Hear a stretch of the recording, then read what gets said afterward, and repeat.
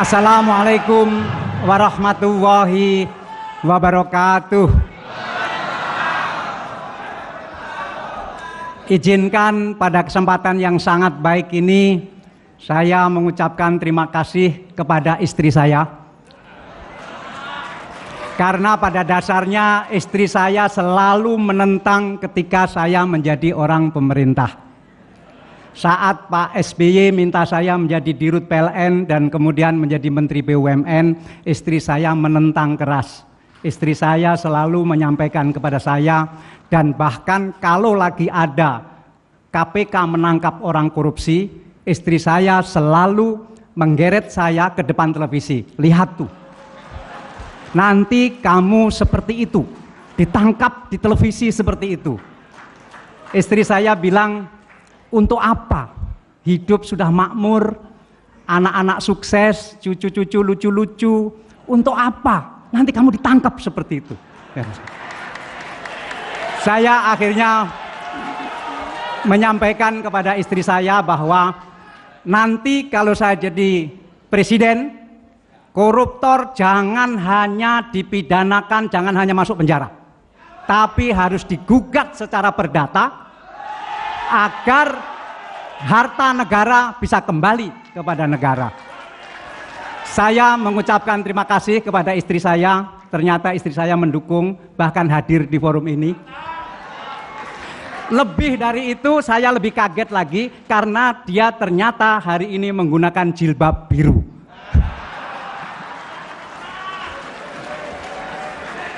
Minta berdiri sebentar. Itu saya. Ya. Baik, makasih. Saya sangat pengen meneruskan apa yang sudah dicapai oleh Pak SBY.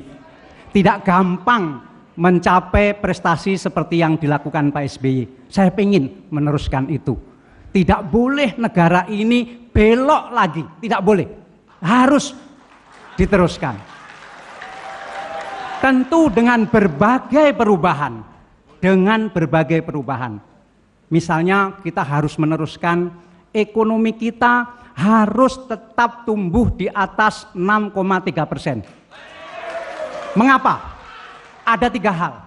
Kenapa kita harus tetap tumbuh di atas 6,3%? Pertama, kita masih punya rakyat yang sangat miskin berjumlah sekitar 30 juta orang.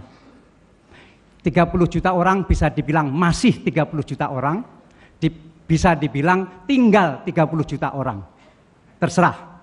Kita masih punya yang hampir miskin 60 juta orang. Berarti total masih sekitar 90 juta orang. Ini tidak bisa diselesaikan dengan pidato, tidak bisa diselesaikan dengan orasi, tidak bisa diselesaikan dengan agitasi. Ini hanya bisa diselesaikan dengan kerja. Kita cari orang yang mau bekerja di negeri ini. Alasan kedua, mengapa kita harus tetap tumbuh di atas 6,3%. Kita ini negara yang besar. Kita harus mengejar negara-negara besar.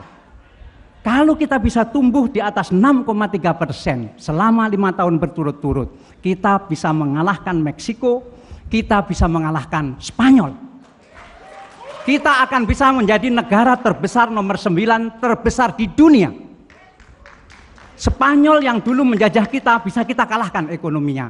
Tentu jangan berharap sepak bolanya mengalahkan Barcelona atau Real Madrid dulu.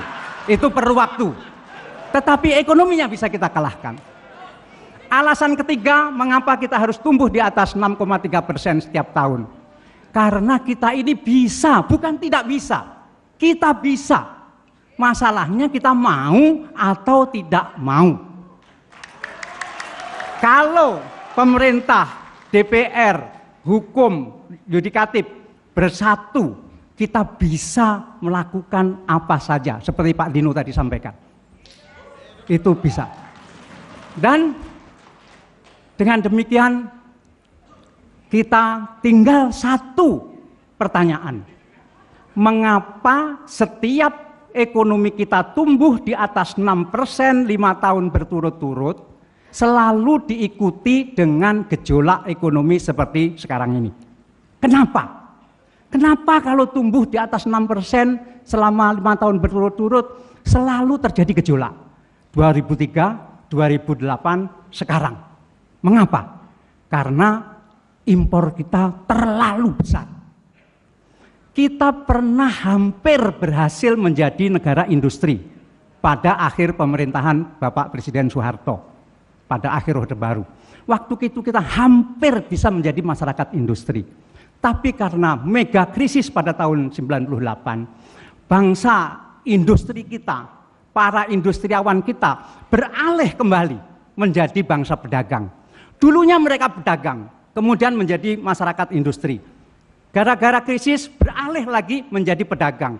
Impor lebih gampang daripada ngurus pabrik. Impor lebih gampang daripada ngurus buruh. Karena itu segala macam diimpor. Segala macam diimpor. Ini bukan soal kebijakan, tetapi memang masyarakat kita sejak tahun 98 berubah dari masyarakat industri yang hampir jadi kembali kepada masyarakat pedagang. Ini dalam 5 tahun ke depan harus diselesaikan. Harus diselesaikan, mengubah kembali masyarakat pedagang kita menjadi masyarakat industri. Kebijakan ini harus kita lakukan dalam 5 tahun. Inilah yang bisa saya sampaikan malam ini. Tentu saya ingin ngomong hukum, ingin ngomong pendidikan, ingin ngomong EJM, tetapi waktu hanya 5 menit. Tentu tidak baik kalau saya menghabiskan waktu itu. Terima kasih. Kerja, kerja, kerja demi Indonesia. Terima kasih. Assalamualaikum warahmatullahi wabarakatuh. Waalaikumsalam warahmatullahi wabarakatuh. Terima kasih. Dan aplaus yang meriah untuk seluruh peserta konvensi.